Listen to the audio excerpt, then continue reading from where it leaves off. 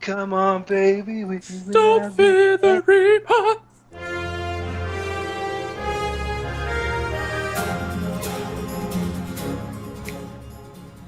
Hello, and welcome everyone. Welcome to episode 34 of GuildGab. This is a show all about everything Guild Wars 2. Today we are going to talk about the Reaper, the Necromancer elite specialization that was revealed today. With me are Akasaurus Rex, Corvus, Alex, and Inks. Hey guys, what's going on? Today, this is the day of the Necromancer of the Reaper, so today is Corvus Day. Corvus hype! Woo! Yes. This is the day of the Corvus. Was this... So much hype. Was there anything about this that you were just... I mean, Corvus, was this everything you wanted it to be? It was actually pretty perfect for me. There's no problems with it, as far as I see. I mean, a lot of people are saying, you know, they mentioned that the shouts were going to be more offensive than supportive, that kind of thing. And obviously, the support side of things was the biggest concern for Necro. But, I don't mind that much, because I'm used to playing selfishly like that anyway, just because of base Necro. And I do definitely think there's going to be a way to, even if it's traded, make your shouts more supportive. It would be stupid for them not to include that. So I have no worries about this at all. I think it's amazing. It's perfect. I'm so happy. I think it's a big departure from what the Necromancer currently is. I think, like Corvus, I think we're all pretty happy with it, aren't we? Actually, I love it. I've I don't not even play heard it. Necro and I love it. I've not heard Inks' opinion yet, but there's a lot to like about the Necromancer. I think obviously the biggest concern, the two biggest concerns for me are what it's going to do to the core class, because it looks so incredibly offensive that the core Necromancer class might become completely overlooked. And again, there's something that Corvus has said already, that there doesn't seem to be much in the way of supporting abilities to warrant a place in a party. And that, as great as the Reaper is, I think that is potentially going to be its downfall, which is a shame, because some of the offensive abilities are just mind-blowingly cool. Or at least the way that they're painting them. Obviously, we're going to find out more tomorrow. Yeah. But just stuff like the differences that they're making to Death Shroud, first of all, which I think is the first thing that they touched on. That instead of just kind of jumping to you there and you can do a few conditions of that, you just kind of grab them with that giant hand thing and you just wrench them across to you. I think that's the right one anyway. And you pop out the side, and it's just all about damage. It seems that they've listened to what they've almost too far to what people have said about Necromancer. It doesn't do enough raw damage, even in the power builds I find, and they've just gone, all right, we'll give you a sword, go for it. There you go. Like, just ruin it. Yeah, see, what you were saying about like what it's going to do to the kind of base Necromancer class, like, I think that is actually a concern. But stuff like I think this is gonna do things like chill on fear and stuff like that, so your enemies don't run too far away from you, and so obviously that's gonna affect people who play like Terramancer builds and stuff like that. So I think there's definitely gonna be some use for normal Necromancer, but whether it's only gonna be Terramancers or whether it's gonna have more use, I'm not too sure. And yeah, like I think maybe the high damage would be a cool way to throw it and make it more viable in like dungeon parties anyway, just because it's a lot of damage, a lot of DPS, and would have to wait to see the actual numbers obviously before we can start weighing it up properly. But it could just be cool for control stuff, making sure the enemy isn't running away, constantly chilling them, that kind of thing. It could be a cool way to just pin enemies down. So it might get some use there. Like at least it seems like it's going to have a lot more use than normal Necromancer at least. Whether or not it's like a proper role in a dungeon party or not. That chill on fear, like, that is something, like, straight out of my nightmares. Like, seriously, like, I have this dream. I have the dream so often where I'm running, but I can't because I'm, like, slowed somehow, and I'm, like, the running and treacle dream. I'm literally crawling across the ground trying to move faster, but I can't. And, like, when I read the chill on fear, I was like, oh my god, that is my nightmare. So good. It's so good. What did you think, Ak, about the Reaper? Well, I really love the theme that they kept on going back to, saying that they were inspired by these monsters that slowly come after you, and that they have this kind of oncoming thing to it, which is really awesome. Yeah, and I also love the. I mean, I'm definitely gonna make one of these babies, and it's just because I love using great swords, and I love having big, heavy things to hit things. Slow and heavily with big impact, which is what they were kind of saying, is that the greatsword attacks are going to be slow, but they're going to be really powerful, so they're not going to be nearly as speedy as the other ones. And I also love the fact that Death Shroud is actually getting a new form as well, that they decided to do that, which like potentially can make future specializations are really fun to do that. Like each new elite can have like a new, Death Shroud thing. That'd be kind of cool. But yeah, how was yourself, Finks? What's your impressions on it? Thematically, I think it's great. I think that they are tying into a strong theme here. But until I see, everything with the traits tomorrow and exactly what the shouts are, I still have a little concern about, group support. Maybe a lot of that will be offset by the damage modifiers and the damage that this Necro is going to do. Certainly, in any kind of AoE or group setting, it's going to be extremely strong, certainly stronger. And one of the other things that the Necromancer currently suffers from in the Berserker meta, and I realize not everybody plays the Berserker meta, that's okay, but one of the things it suffers from in the meta is it's got the lowest DPS out of those classes. Now, Cleave is going to fix some of that. Certainly, the shouts affecting everybody is going to fix some of that. And hopefully these damage modifiers they talk about is going to fix some of that. But they still lack a way to give themselves a decent amount of stability, so having slower attacks is semi-problematic or could be problematic. Yeah. And of course the group utility, which could be covered by traits, we don't know. It's possible it's covered by traits, or that some of the shouts could add something there as well. We know all shouts do damage and are offensive. That doesn't mean that they can't have other aspects of them that give you blind or, things like that would make them a little more useful. So you think possibly something like they displayed with the Chronomancer, where is it? It's the one where you send out that shield wall. I've forgotten the name of it, where you slow your enemies, but then by the same token you actually give your allies quickness. So something along those lines. Are you thinking? Like extra effects. Well, I don't know about quickness, but Necros already have some decent things at their disposal. They have wells that have blinds and vulnerability and things like that. The problem is the cooldown on wells is too large. So other classes are applying those conditions in a faster manner, which puts the Necromancer behind. It doesn't give them enough because of the way wells currently work. So, maybe shouts could add some of those same things, but on a shorter cooldown. Although, they said something about the shouts being more effective the more enemies you hit. Now, in a dungeon setting, that works. That's great. Yeah. The problem becomes in a structured PvP setting when you're one-on-one, the Reaper is going to need help from the core specializations to deal with some of those situations, which is fine. I mean, there's nothing wrong with that. That's a balance aspect of the class. Yeah. Really need to play with, those other core specializations, see how they match up with Reaper, and I really, really need to see the traits tomorrow, and hopefully Absolutely. We should get that. I think we will. So yeah, 100%. Totally agree. One of the things that I'm really keen on, I think you've just touched on this, thing, is the interplay with the other core specializations, especially Chronomancer, because like we're saying, one of the core aspects of the Reaper is going to be this chill effect that they're going to have on your enemies when you cast your shouts and you attack and with your traits and all that kind of thing.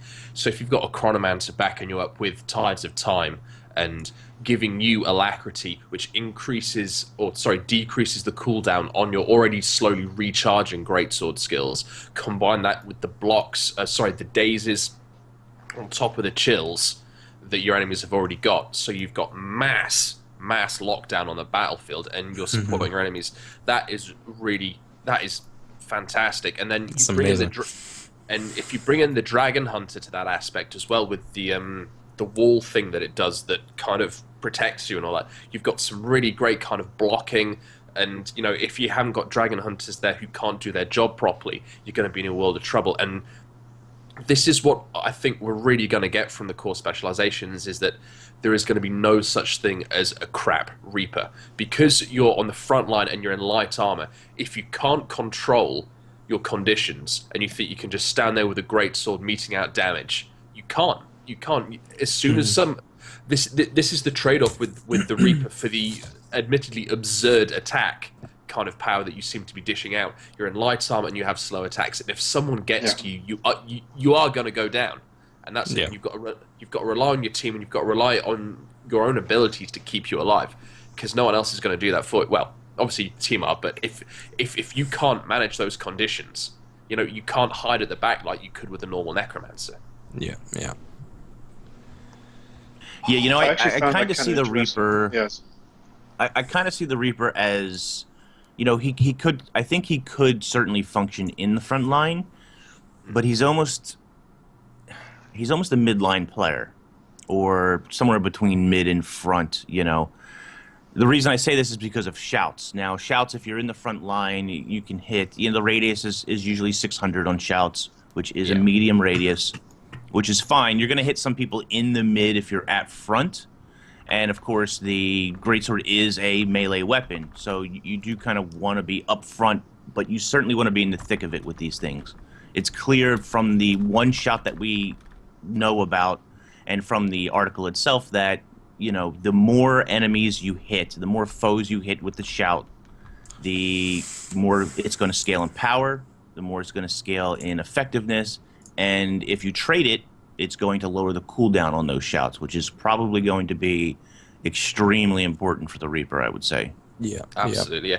Well, there's that shout that they've demonstrated in the blog post called Rise, where every time you shout it, when a foe's in the area of effect, you summon. Is it a jagged horror? Jagged horror. Yeah. You get a couple of Reapers on the battlefield hitting these enemies. That can turn the tide, and Jagged Horrors do some... Is it poisons and cripples that they do, Jagged Horrors? Something like that, but I think you can trait it to give you stuff like Fury and stuff every time they hit too. Yeah. So it can be pretty damn useful. But no, I completely agree with what you mean, Inks. If you end up as you could possibly end up as a kind of midline player. I can see a lot of interplay with staff as well, with some of the... what are the staff ones called? Are they called like glyphs that you put on the ground, or are they marks? Marks, yeah. Yeah, marks. A lot of interplay with the marks as well. Well, because you can inflict fear and chill and stuff like that through the marks anyway, so that's just gonna be a hell of a lot of chill that you're sticking on people. It's gonna be incredible. Yeah. What about you, Peachy? You've remained. I'm more excited so about far. Reaper than like the Guardian or Chronomancer or Dragon Hunter or Chronomancer. Like I said, I have an 80 of every class. I've played every class. Necromancer is somewhere in the middle for me. I love summoning things, so I'm a minion master on my Necro. I love summoning things. So, obviously with the Reaper that's going to change, but like it reminded me actually a lot of my Greatsword Guardian, being up close, just doing a lot of damage to a lot of enemies around you, and that just excited me, and like I like that play style. So hearing about the Reaper being close and powerful, I actually didn't think about it having the light armor though, and potentially being very squishy. But once again, with the elite specialization, it requires kind of a higher level of play, and it requires you can't just mash buttons with an elite spec. So having to kind of pay more attention to, you got to fear, you got to chill, you have to kind of do that crowd control if you're going to be on the front line. with it. But it just sounds really exciting to me. I'm more excited to as soon as I read it, I wanted to immediately turn my Necromancer into a Reaper, and it's like I'll save Guardian, I'll save Dragon Hunter for later. I want the Reaper. I want to play with it. It sounds so much fun. See, like you were saying, Alex. Love those shouts, man. Yeah, it's good. I'm glad they got shouts. But yeah, like you were saying, Alex, like stability is going to be a big thing, because Necro has, I think, Lich Form, and there's a well that gives you stability if it's converting conditions. I think. Yeah. I'm pretty sure that's like pretty much the only way to get stability on, or does Plague Form actually? I can't remember. Doesn't matter. But there's like hard. Yeah. Yeah. There is a perma stability build out there somewhere. Oh really? For Necros, yeah. It's pretty fun. Okay. But like, I think it's going to be crucial that they have a lot of stability. You know, like you were saying, light armor, and you need to be close to your enemies. You know, if that's Hambo Warrior or Guardian now, obviously. You know, you're gonna wanna have stability on you as much as possible. And so I'd be surprised if there wasn't ways to get that quite easily. Maybe on one of the shouts or something like that. You know, we need to find out what the elite skill is going to be like, that kind of thing. So I'm just hoping. I think that and the ability to add support to your shouts, they're going to be the most important things I hope we see tomorrow. Otherwise, you know, it's not going to be as perfect, but still pretty perfect. Were you happy with the name?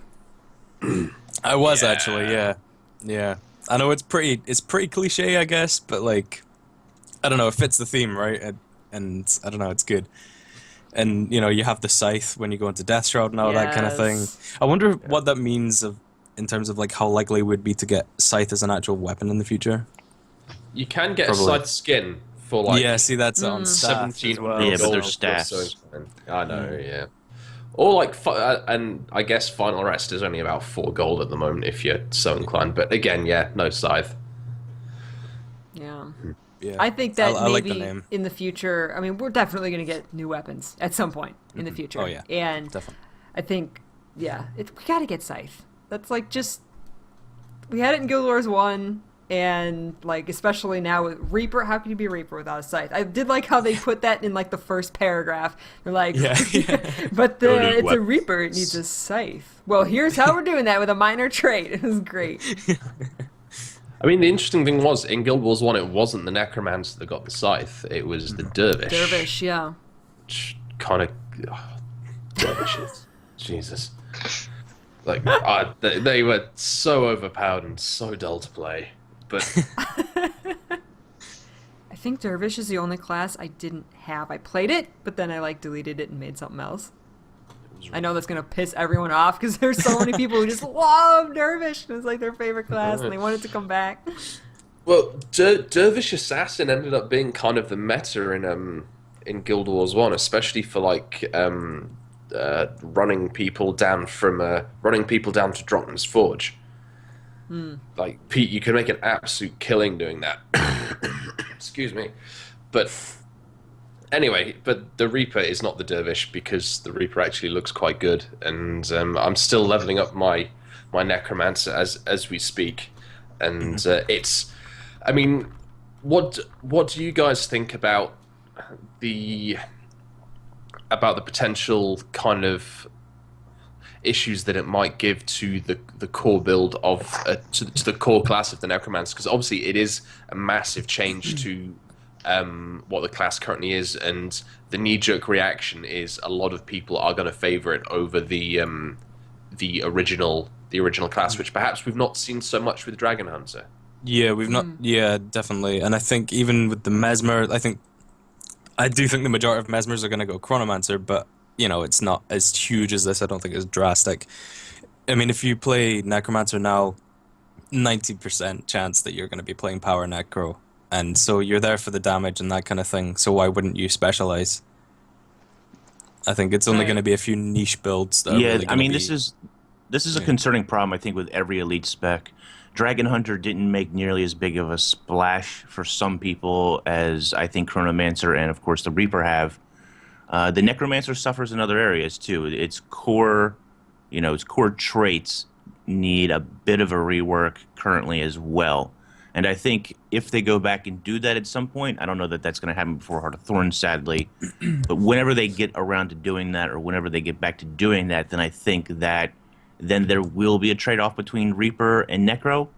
Yeah. Something to take into consideration. If you like Death Shroud as it is currently, you like the ranged aspect of it, Right. you're not going to be able to use Reaper, because Reaper is going to force you to take that melee Death Shroud. So if you don't enjoy that melee Death Shroud, or you don't enjoy that in-your-face playstyle, or certainly that melee playstyle of the Necromancer, then maybe Reaper won't exactly be your cup of tea. That being said, I think most Necromancers are probably going to feel like this is almost a must to take, especially if we think the damage modifiers are big. Yeah, I think with this specialization, it's not really been the same for the other ones, but I think this one's going to come down to more of a personal kind of playstyle or preference rather than like a functional or mechanical like decision, if you know what I mean. Like, it's going to come down to more like, oh, I want to be more ranged rather than, oh, I have this particular use for the base necro kind of thing. Well, the kind of thing I was thinking about too was that even though this is focusing as a melee spec, like whenever I've played Necromancers, I've always preferred using the daggers as the main weapons, which means that I'm kind of like a melee anyways. So it's not nearly as like a sorry, I'll just like shut up in a second, but it's just like it's like not as much as a difference as like the elite for the Guardians, where it's like a range, and normal Guardians don't have that focus on range. Whereas this one, it's going to be a melee, but just as Corvus is saying that he likes to use double daggers or daggers as well, which is a melee as well. And it's going to be offering some interesting stuff, and like especially if the Reaper doesn't offer any of the armor bonuses that Necromancers have currently in their skills, like with the shouts. If those shouts truly are only offensive and don't offer any kind of buff to your body, just as Peachy is saying, you're going to have to really actually use your skills if you want to actually do this effectively to charge in there, because you can get, like that. Yeah, exactly. I mean, I was kind of thinking about this on the way home, and obviously at the moment, like we said a little bit earlier, the Berserker meta is there, and a lot of people kind of run it. But I'm kind of starting to think maybe a power, toughness, vitality, maybe for the armor with trooper runes on it. Because the impression that I get from the Reaper is you're supposed to be a long exposure on the front line, and it's more relying on not the big critical hits like Warrior or Guardian or Ranger do. So you're going to be there on the front line for a while. So making sure that you've actually got that kind of survivability, and I don't really think you're going to need that aspect of precision there in the armor as well. If you just have the raw power, you have the toughness and vitality to back you up. Because I think the Necro's got the highest hit point pool in the game anyway, doesn't it? I think if you count Death Shroud, then yeah, must. Yeah. I mean, we're ignoring... Well, Warriors can... I don't know. Maybe. Warriors can get up to like 40k, can't they, or something ridiculous? 94,000 hit points they can get up to. Wow. With when they're traded and geared properly currently. That's anyway. amazing. Somebody somebody recently did that. I don't remember who. I apologize. It was on Reddit, yeah. right? I think I saw it. Yeah, they got the warrior to like 94,000 hit points. They do no damage, but that doesn't matter. They have 94,000 hit points. So. The thing is, it's like what's kind of interesting is I think I saw Brazil tweet this a little bit earlier as well, that Warriors aren't happy about this, are they? Warriors are not happy about a purely offensive specialization on the front line. It makes them scared about what they're gonna get. Yeah. Well, yeah. I don't mind it. Plus, I mean, depending on the damage modifiers, like maybe the Reaper could be more efficient at dishing damage out consistently than the Warrior is. And in groups, oh my gosh, in groups, more powerful you're in groups. adding In World versus World, exactly. it's gonna be devastating. Yeah, and if there's buffs on your shouts, you're summoning like minions as well, which is just like it just adds to the numbers. It's not particularly useful, but it's still like quite spooky if you have a line of Reapers all using that same shout, triggering jagged horrors of every enemy around them. Like it's gonna be incredible to see.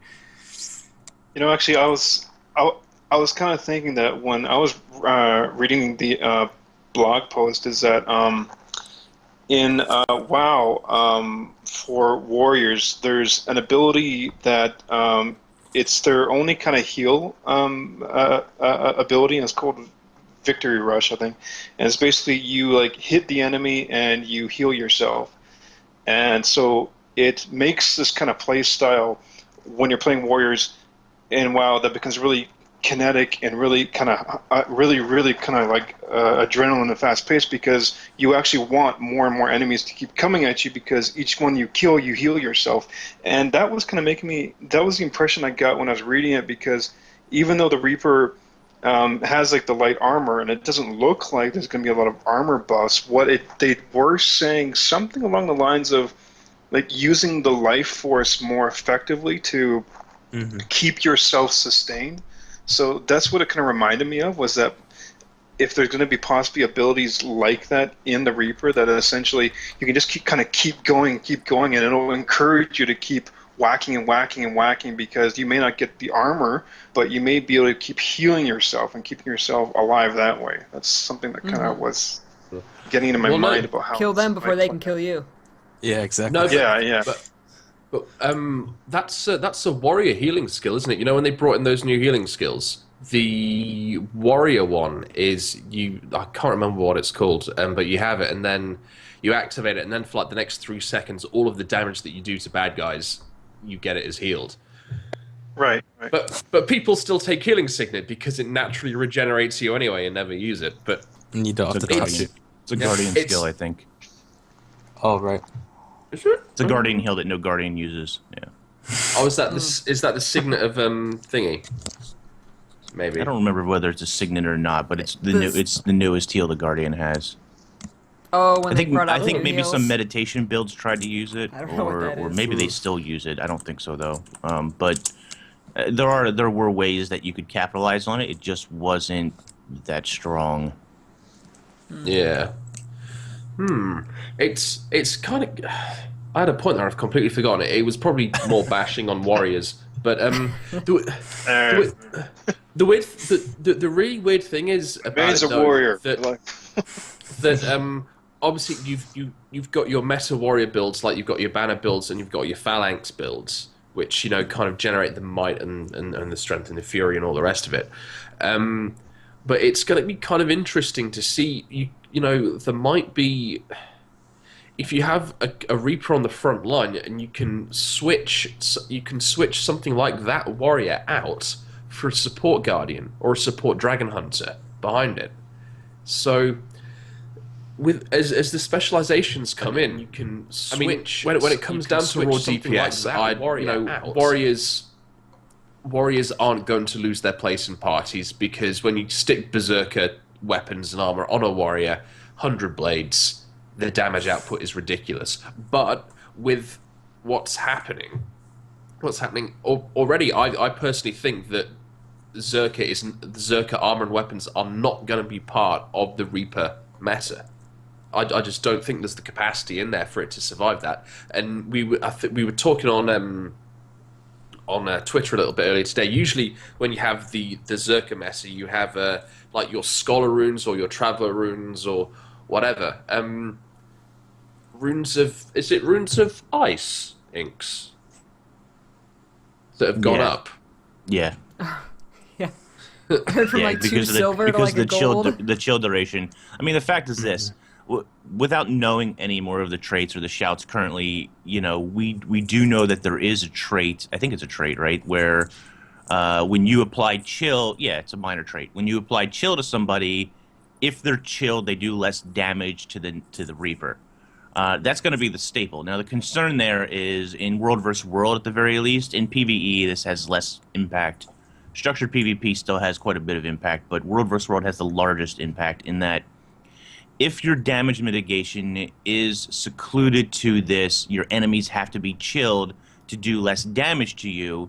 With so much Condi reduction and Condi removal, how big of a problem is that going to be for the Reaper to maintain chill on the foes that he needs to maintain it on? So, I mean, there's no doubt in my mind that just like the Guardian with Cripple, Necromancers are going to have ways to chill their enemies out the wazoo. That's not a concern. The concern is, are you able to keep up your chill cadence in order to make yourself damage mitigated? Absolutely. And this is where the Malik's Revenant will come in handy, because only the Malik's Revenant has access to resistance. Only the Malik's Revenant can dish out resistance to other people in the party. So you can have your conditions, but they're not going to as far as we know. As far as we know, right now. That's true. Resistance That's is true. interesting. Others, I mean, we could see this.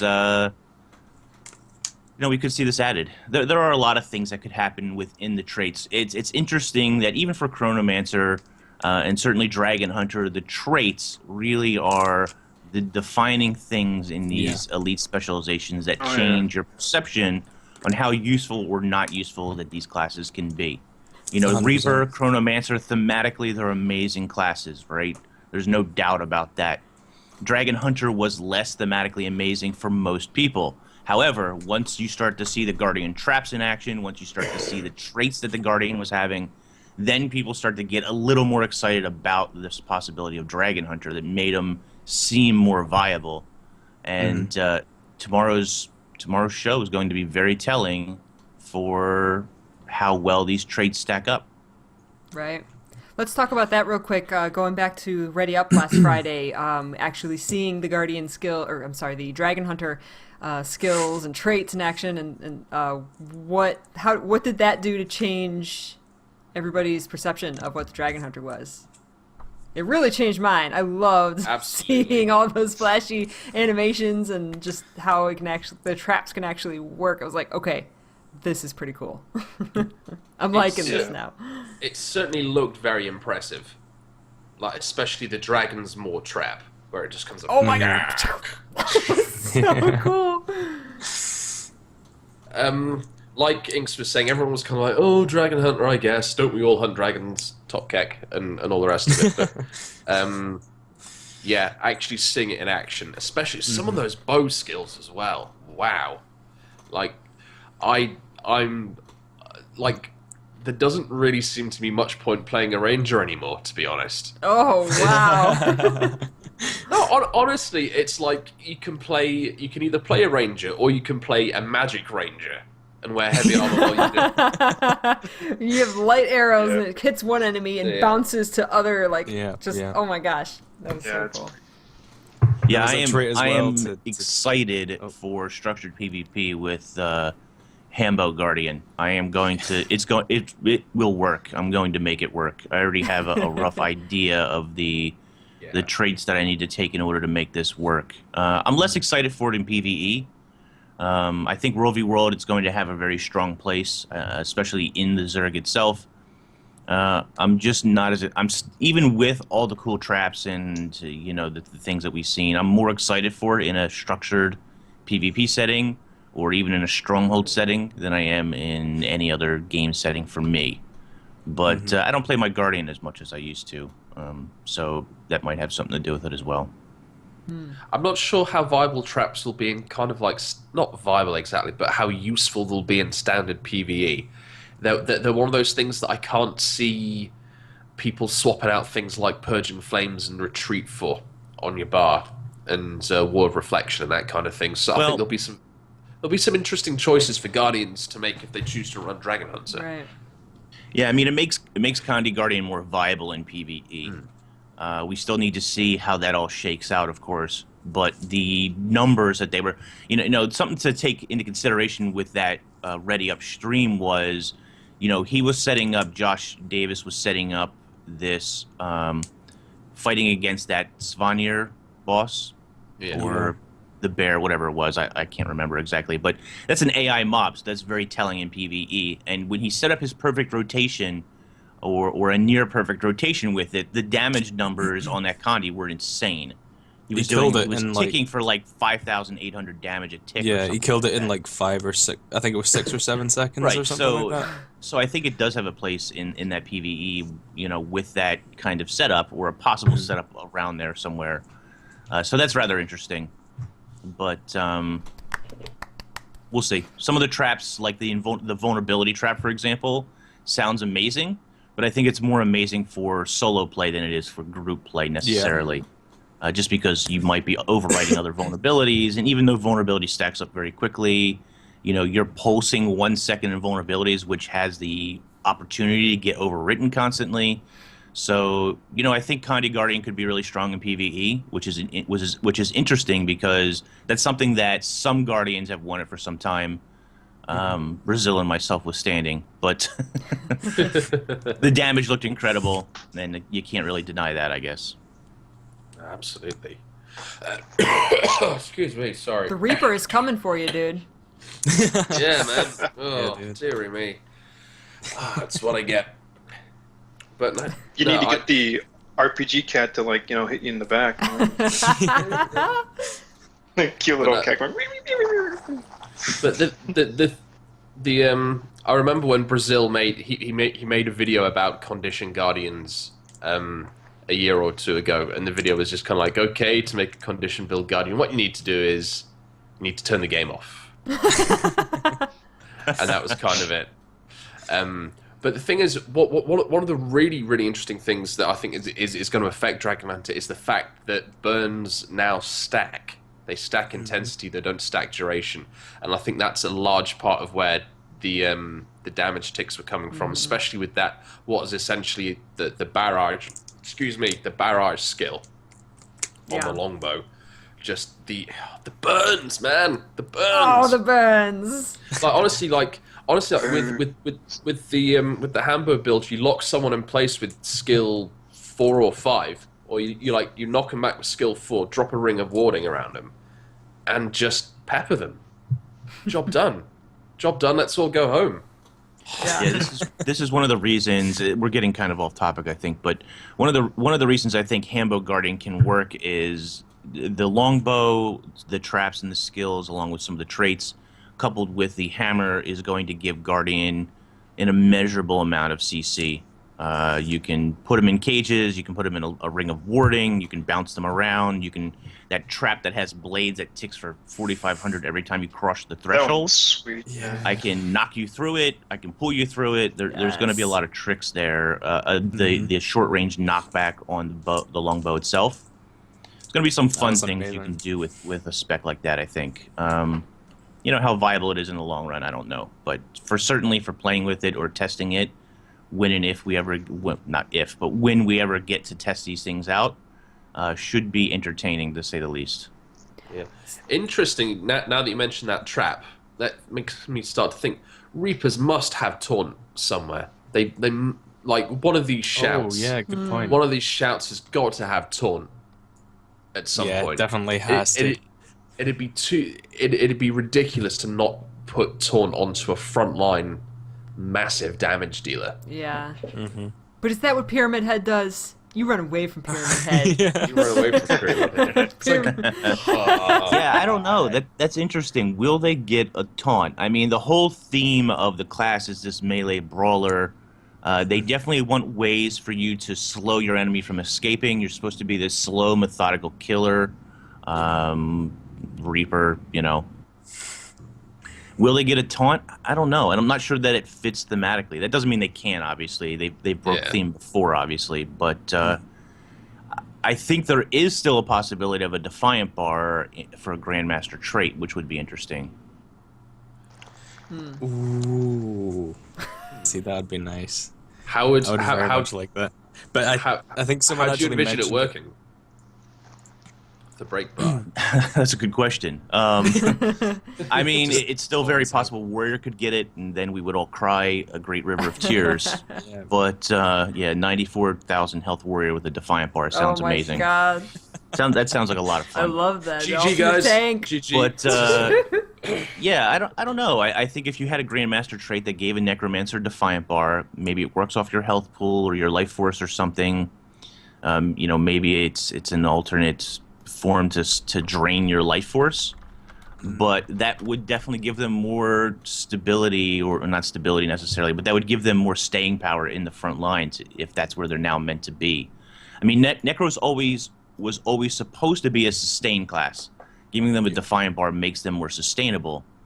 The problem is they haven't really ever been a sustain class in the typical sense. There's always been problems with the core traits. But, you know, giving them a Defiant Bar as a Grandmaster trait, we know somebody is getting it. We haven't seen it yet. You know, it could possibly fit with the Reaper, where they want them to be in the thick of this battle.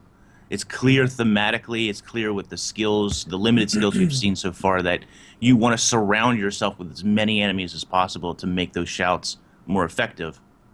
And as a light armor class, even with Death Shroud, that's difficult to do, with the fact that if you're in Death Shroud and you bleed out of it, or they damage you out of Death Shroud, that carries over into your health pool, and that's still kind of problematic. So, you know, giving them this Defiant mechanic as a Grandmaster trait, as at least an option, of course you don't have to play that way, but that could be very strong.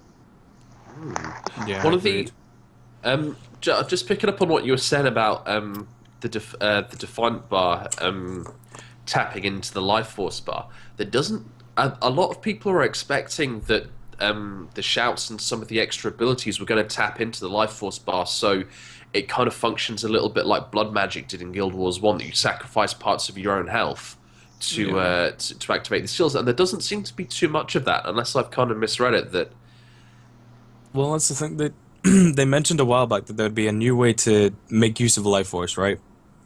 And to me, just turning into something different and having different skills doesn't... I mean, they could just say that's what they meant, but I would really like to see more play with Life Force. Whether that's like... could somehow be used supportively by sharing it out as like a heal, or, you know, maybe the more Life Force you have, it kind of works like adrenaline, so like you kind of, it powers your skills more, you can boost the damage you deal or something like that.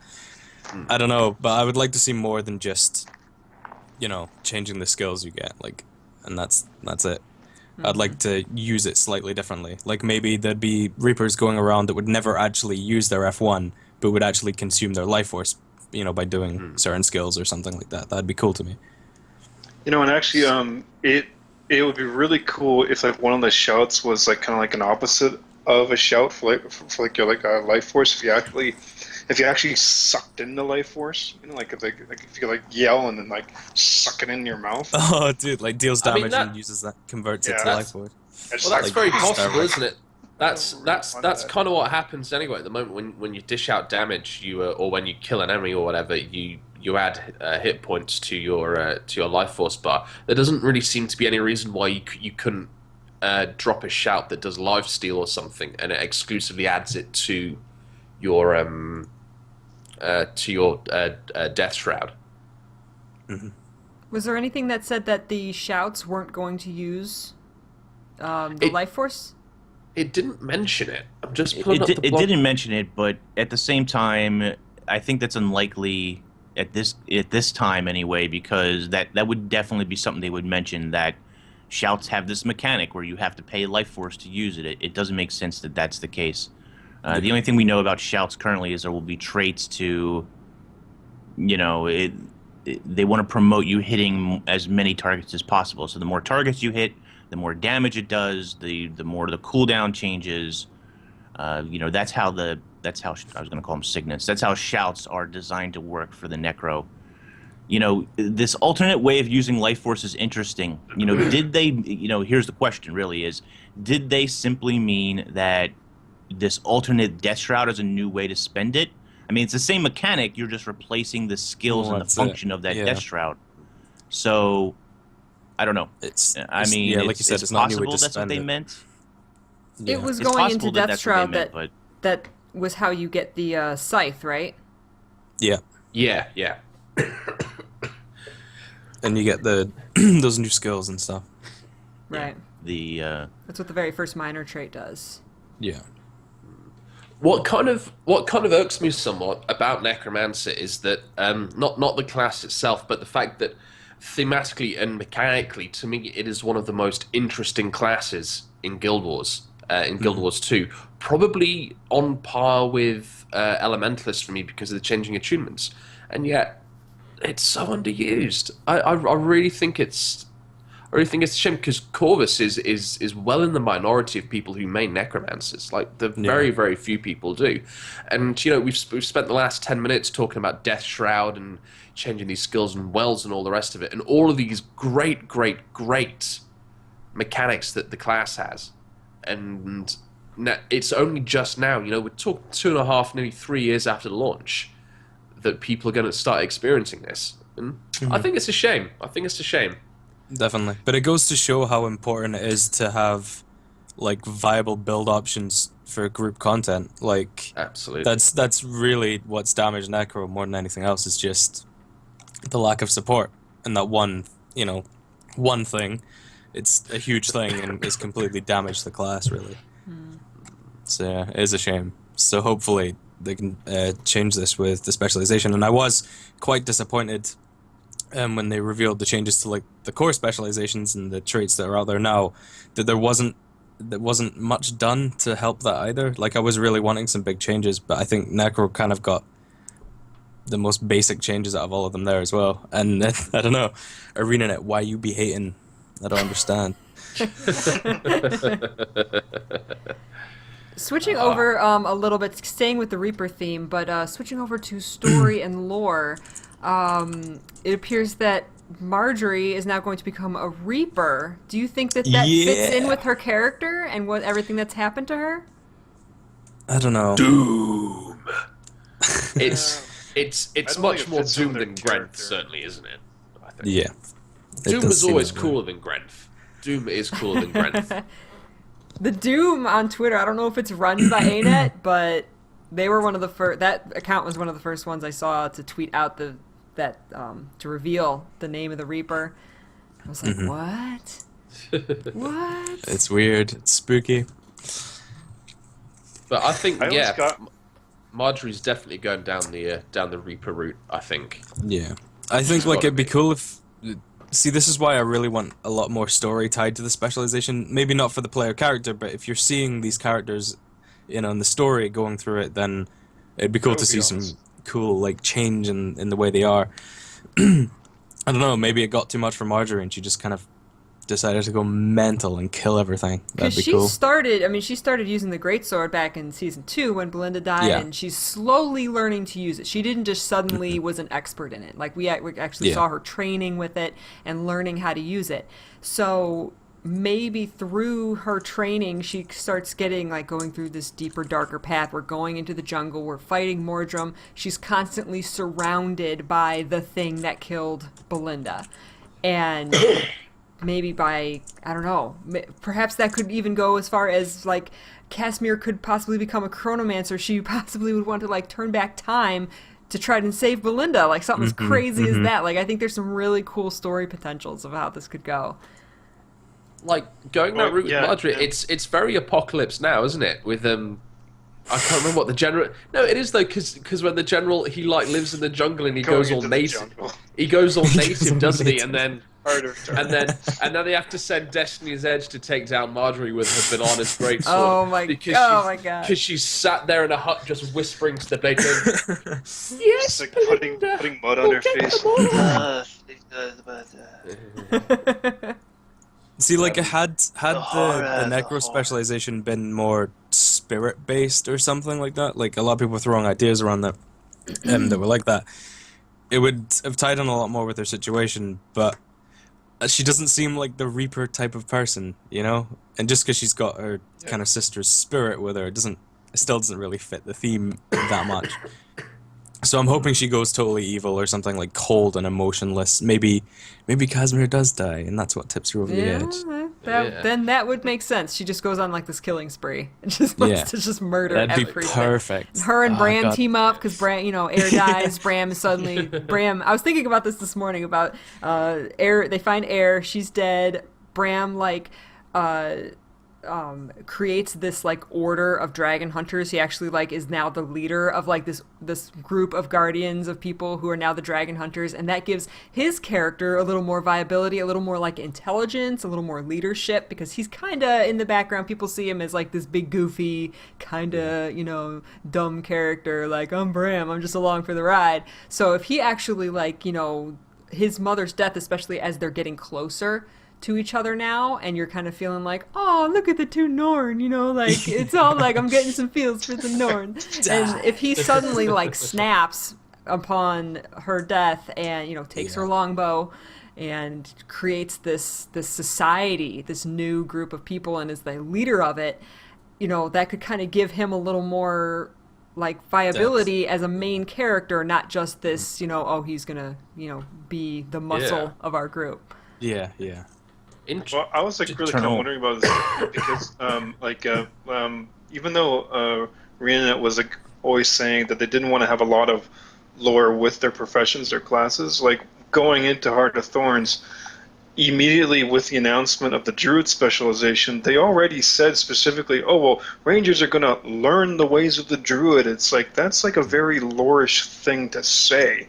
And it just seems like such a waste to not develop these elite specializations in a lore-like manner, and to, if not have people in Destiny's Edge go through these journeys, and to at least have characters we come across, like maybe some rangers that we come across are like ones that like got like cut off, and like, they started to learn and communicate with the druids or something, and they were like, dudes, we're like, we can teach you how to use staves and stuff and everything, you know. And it seems like, yeah, I like would really hope that they could do that, especially for Bram, because just as you're saying, Peachy, for him to mature and to step up instead of being the hokey dokey, I'm a big boy, you know, for him to actually be a man and like to actually like, you know, get a bit more serious with things would be great. And well, that was all blown out of the water with the Revenant as far as classes not being tied to lore.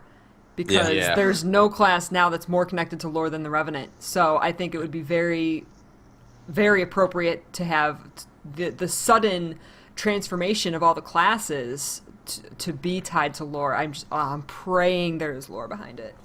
Mm-hmm. Yeah. So, Eternal Mirage brought up an interesting point in chat about Traherne becoming a Reaper. And what if the story goes that the Pale Tree dies, his mother dies, and he kind of loses not only his cool or his exterior as he currently is a character, but he takes on this Reaper form to get revenge against Mordremoth. So his mother dies, and now he has to kill his father. Dude, that would make Traherne badass. Yes. That would be amazing. Incredible. And he just like becomes this dark, so like he changes all his leaves to like black, and he just like is walking around. But the problem I have with that is that I'm a Silvari Necromancer as well, and I don't want him stealing the show too much, you know? Like, my leaves are already black. My leaves were black first, Traherne, since before it was cool. But on the plus side, at least Traherne will grow a personality if that happens. That's what you think. So, and it's just like that, hi, I'm Traherne. I'm angry that my mother is dead. Let's go and fight people, shall we? This won't end well. He's just like, very English, that's all. I mean, what does that do? What does that do to the existing Silvari that are strong of mind, that are strong-willed, that haven't converted to Mordremoth during this first attack? You know, the Pale Tree is definitely their mother figure. If she dies, they'll all feel that severed tie, right? The Silvari feel that amongst each other. So if she dies, they'll all feel that severed tie. Even more of them may become corrupted by Mordremoth at that point, but those who remain will now be this squad or this race of this, you know, they want revenge. They want to kill their father, their creator, so to speak. I think it has some interesting themes there. That would go with the Dragon Hunter, too. Any Silvari who's a guardian is, bam, killing dragons. Well, that's our daddy killed our mommy. That's a kind of interesting point, Inks, because the way that the way that I've always thought about the Pale Tree is that she's always shielded the Silvari, or shielded the current Silvari from the influence of the of Mordramoth, and similarly the influence of Nightmare with the Nightmare Court. Somehow that does kind of the same thing, but then you have people. I mean, the thing is, we don't know what happened to Malik, who doesn't even really have a dream. We don't know what's happened to this. We don't know what's happened to the Soundless.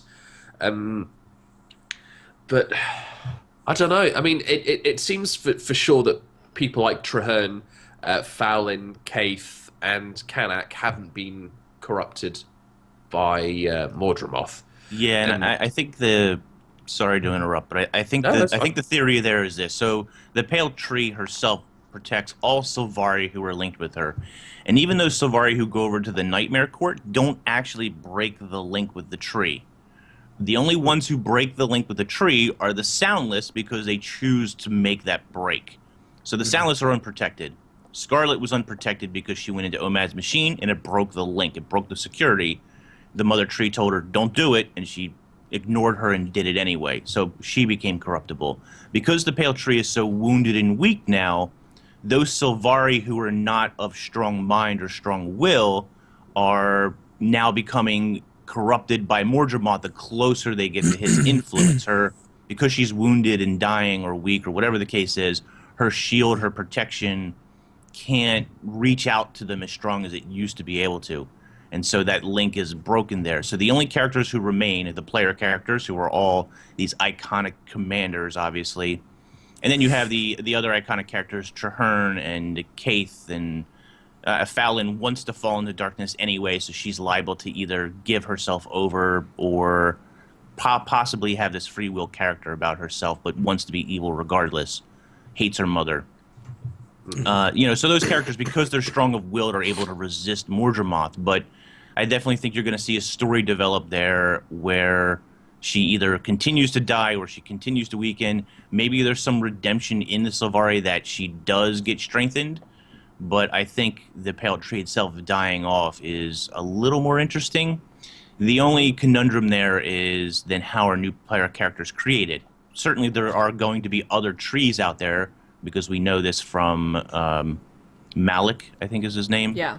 Yeah. We know that he comes from another tree. So we know there are other trees out there. The problem then is they don't hold the same virtues that the current Sylvari hold true. So Yeah. I think we're There just are going some to plot have holes there. to, the players are just going to have to accept that core vanilla Guild Wars 2 is in the past. The personal, when you first create your character, it's the personal story. You have to go through that first. That is in the past. The only problem with that is revenants, if they're going to start in your home instance. So there's some conundrums. Yeah. When I talked to Izzy at Rest, he said that the focus was very much going to be on the personal story rather than the profession itself, which I've got to admit I was disappointed in, because especially with the Revenant, because I think I put forward in a GuildGab I'd love to see a Revenant only starting zone where it explains all about the mists and that kind of thing. So, and I'm sure we've discussed it before, that we are going to have to accept that Guild Wars, that Heart of Thorns takes place in the future. I mean, we had to do it in Guild Wars 1 anyway, with with Gwen being like 8 years old and pre-searing by the time you get to Either North. She's like 20 years old or something. Yeah. So for those of us who've been playing since launch, I don't think it's going to be that much of a problem. But the thing is, for those who haven't played since launch, for the people who are going to be coming in when Heart of Thorns launch, they're not really going to know any different, are they? Well, it's like ignorance will be bliss. It's like just like a feature of the MMORPG genre, really. Because I mean, like I know that Guild Wars 2 wants to, especially when it first came out, to really hammer home that it's trying to be very different, but it can't be too different, and it still is like constrained, as it were, by traditional MMORPG aspects. And this is just one of the things. Like we're getting the first expansion, and when you get an expansion, that means everything before it is in the old world or in the past. Mm-hmm. And if you're new to it, well, that's you're basically playing in the past. Like the stuff with WoW, I mean, that's like the back and forth timey-wiminess and that. before Warlords of Draenor, there was crazy timey-wiminess, technically speaking, if you were trying to go from that. And so, like, Guild Wars 2 doesn't have anywhere near that hullabaloo that's Right. coming up. So I don't think it'll be nearly as bad, because like, we could totally have the Pale Tree dying off in Heart of Thorns, and they'll just have to play through, you know, the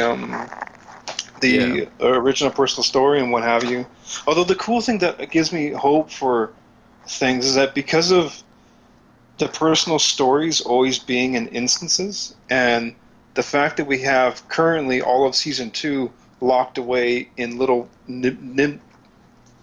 bite-sized little bits that you can buy, that they're going to be able to do that with Season 1, and theoretically they could do that with the whole personal story as well.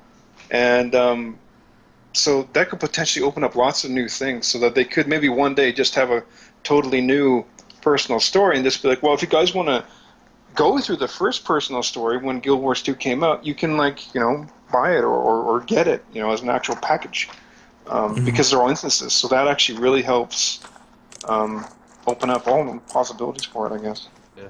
I think one of the things that ArenaNet have always said with Guild Wars 2, and this all even goes back to before the Season 1 started, that they wanted to create a dynamic world that constantly changes. And they did that with Season 1, they did it with the destruction of Lion's Arch, they've done it by giving us more areas to go out and explore, and even if you wander over to like Iron Marches now, you've got the Mordrum events that are there, despite the fact that they're legendarily difficult if you try and do them on their own. The world is... The world of Tyria is changing, and they have constantly stuck to that. So Lion's Arch still hasn't been rebuilt. There are areas in the game that we are never going to get to go to again, like Labyrinthine Cliffs. Now that the... Don't say that. yeah. I was waiting for that.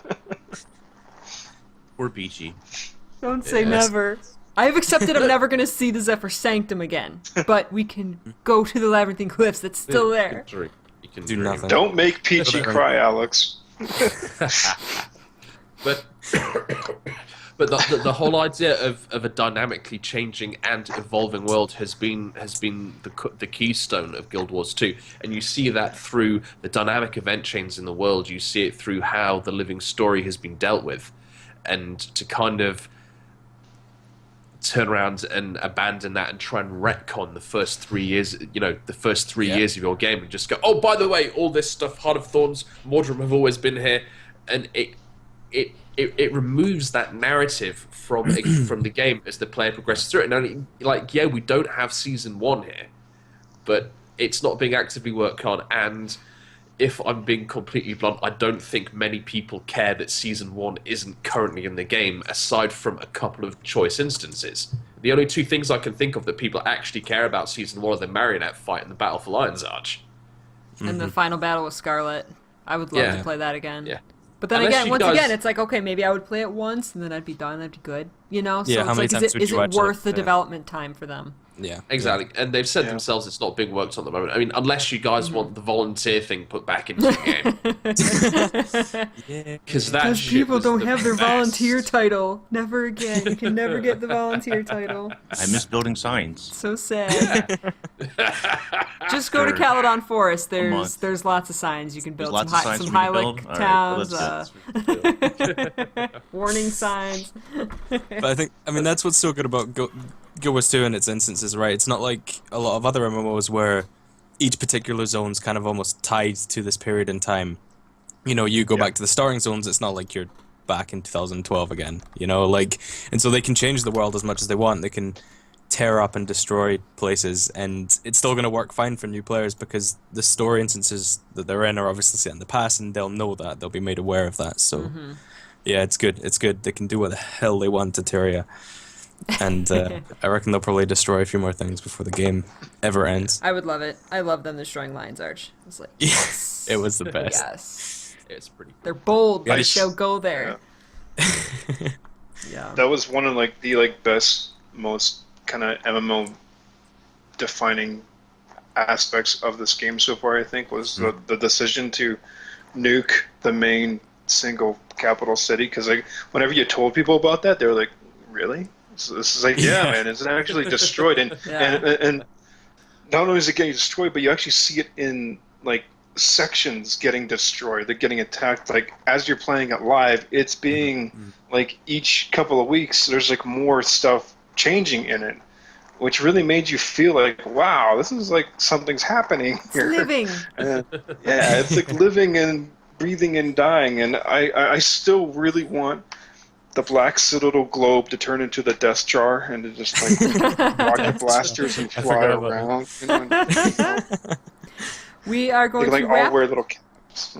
You're fine. We're going to wrap up the show, but I have a quick question for everybody. What do you think the next specialization reveal is going to be, and what do you want the next specialization reveal to be? Okay. Not getting one next week. And do you think we're going to get one? Do you think there's going to be a beta? I think that there'll be a break between this one and like the next specialization we get, and I'm hoping, you know, the event for the beta portals wasn't that long ago. I hope we get a beta in between, like even if it's a day, a weekend would be fantastic. In chat, we've got a very nice mix of people who want the five Warrior. the five remaining warriors are going to get removed from the game, guys. I want more. Yeah, it's a good question. So I want Warrior, like Alex, actually. I think we're going to see a break next week in a reveal. Hopefully, we'll get a beta to fill that, either the World v World stress test or That's coming up too. the PvE beta would, of course, be fantastic. But hopefully, we'll get that. It'll be 24 hours or longer. I hope the PvE beta is a weekend thing, honestly. But I guess we'll see how that pans out when it resumes the following week, because I think it's only going to be a week break, if I'm being honest there. Yeah. It can't be more than What that. class is going to be next?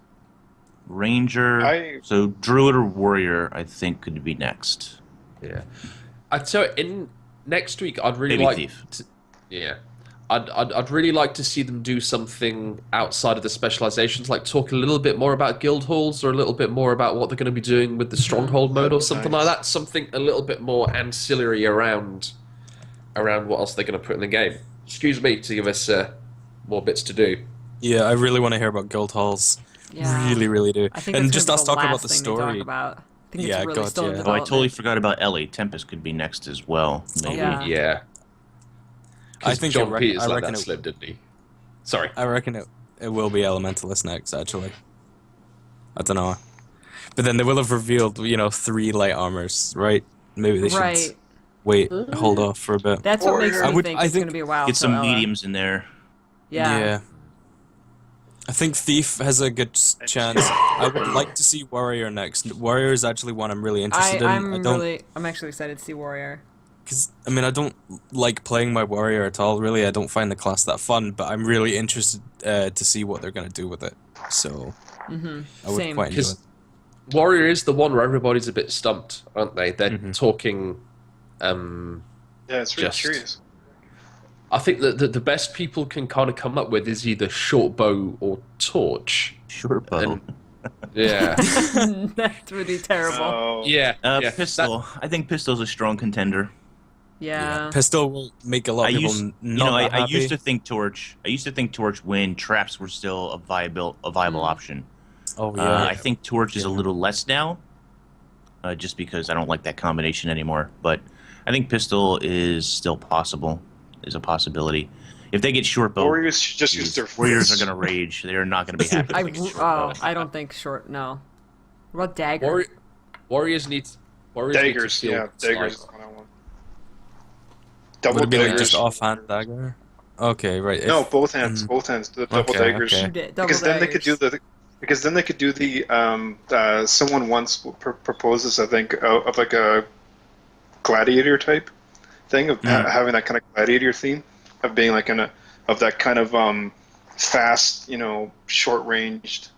bursty That double yeah. daggers can bring, yeah. So that would be really cool, and it would fit the warrior theme because like pistols, I really hope not pistols because it's just not a warrior thing. But having 2 daggers to stab the crap out of people that's a warrior thing,